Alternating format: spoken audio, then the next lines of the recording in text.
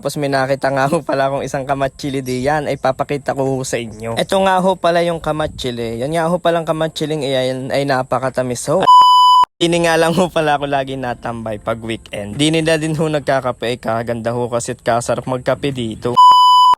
Hi mga katrops, magandang buhay. Ay pag ganari nga ho pala ang laging iyong nakikita, ikasarap ho talagang magkape. At syempre ay masarap din ho pala din magtanim. Ay kahit ano nga ho palang itanim mo ay pwedeng pwede ho. Ay doon nga ho pala sa mga nakaraang video ko ho, di ba nga ho, nagtanim nga ho pala ako ng mulberry. Ay doon ko nga lang ho pala sa plastic ipinunla yung mulberry. Dahil kinukulang nga ho pala sila sa lupa o nabobonsay na ho yung aking mulberry, akin na hong ililipat din sa lupa. Para makalaki at makahinga ho sila na maayos. Ganon din nga ho pala yung pinunla kong malunggay, akin ililipat na din ho. Saka nga ho pala yung upo. Bali ang ililipat ko nga ho pala ay tatlo. Yung mulberry, upo, saka ho yung malunggay. Ay dini ko nga ho pala sila nilipat sa patulahan po nila inay at itay. Ay hindi ko nga ho pala pwede itanim diyon sa may kubo ko. Dahil pag bermat nga ho pala ay nilulubog nga ho pala iyon. Ay masasayang lang ho yung mga pinunla ho natin ay pag nalunod lang ho sila sa tubig. Dahil konektado nga ho pala ho yun sa Laguna de Bay. At habang nga ho pala ako nagtatanim ay chinek ko na nga din ho pala yung aking papaya. Dahil nakalapat nga ho pala sa lupa ay nilagyan ko lang ho ng patong dine para maiwasan ho yung basa ng lupa at init at maiwasan ho yung pagkabulok. Nilalagyan ko nga ho pala yan ng sako para maiwasan ho natin na mapeste ho siya ng mga daga. Saka makain na din ho ng mga ibon. At ang una ko nga po palang ililipat ay yung malunggay. Sa mga hindi nga ho pala nakakaalam ay yung nga ho palang bunga ng malunggay ay pwede ho natin ilagay sa pakbet. At ang aking nga ho palang isusunod na ay ang aking mulberry. Ay balak ko nga ho pala sana silang ibonsai. Dahil madami naman ho sila ay naisipan kong ilipat na ho para makalaki ho sila na maganda at maayos. Ay at ang bunga nga ho pala ng mulberry ay napakasarap ho niyan at napakatamis. Mas matamis pa po sa miss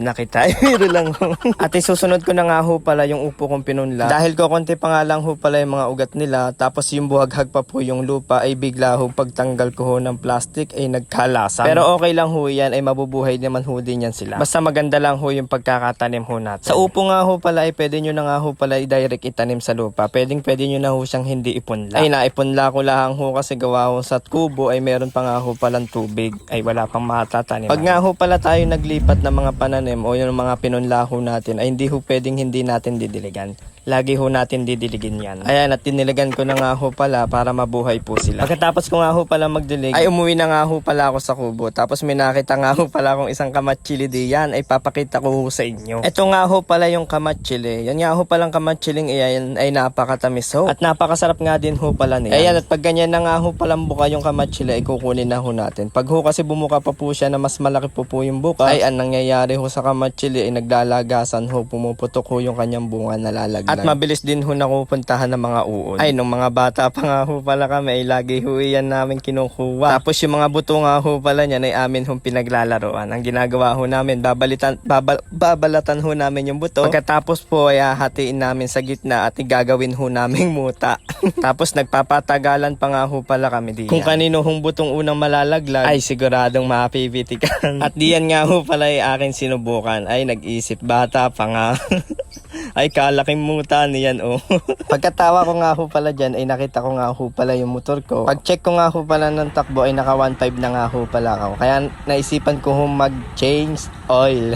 Kaya pagka uwi ko nga ho pala ay nagpunta nga ho pala ako sa Aresa para bumili ng langis. At ang lagi ko nga ho palang binibili ay yung kulay gold home takip. At hindi nga ho pala ako bumibili sa iba ng langis para maiwasan po ho yung mga peking langis. 6 years na nga ho pala yung motor ko pero hindi pa rin po ako nagpapalit ng langis. Yan at yan lang ho lagi kong ginagamit. Pagkabili ko nga ho pala ay naisipan ko ho magkape sa Kaliraya. Dito nga ho pala sa Capesha Moto. Pagpaakyat ka nga ho pala ng Kaliraya galing Lumban, matatagpuan mo ho ito sa right side ng inyong daan. At dini nga lang ho pala ako lagi natambay pag weekend. Dini na din ho nagkakape, kaganda ho kasi at kasarap magkape dito. Hindi nga pala muna ako nag-hot ngayon. Bali ang kinuha ko nga ho pala muna ngayon ay ice mocha. Mukhang magiging tayo hanggang huli. Yun lang ho. Ayan at tamang kape-kape muna dini sa Kaliraya. Ay pag nandito ako sa Kaliraya ay parang nakatambay lang ako sa kubo. Parehas yung maganda at masarap yung pagkapehan. Ayun mga katros, maraming salamat ho sa inyo. Huwag niyo ho kalimutan i-follow. Love, love!